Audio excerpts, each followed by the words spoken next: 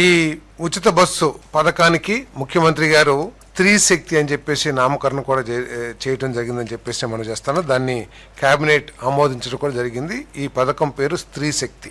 మొన్నటి వరకు కూడా వార్తలు చాలా వచ్చినాయి. ఏదో జిల్లాల వరకే ఈ ఉచిత బస్సుని ఇస్తారు, జిల్లాలో మాత్రమే మహిళలు ప్రయాణం చేయడానికి ఉచితంగా అవకాశాలు కల్పిస్తారని చెప్పేసి. మరి ఈ వార్తల నేపథ్యంలో ఇటీవల గ్రూప్ ఆఫ్ మినిస్టర్స్ కానివ్వండి, ఎవరైతే ఈ పథకాన్ని చేశారో, ప్రీతమ యువనేత లోకేష్ గారి చొరవతో ఈ పథకాన్ని రాష్ట్రం మొత్తం కూడా అమలు చేయడానికి నిర్ణయం తీసుకున్నారని చెప్పేసి కూడా నేను మనవి చేస్తాను.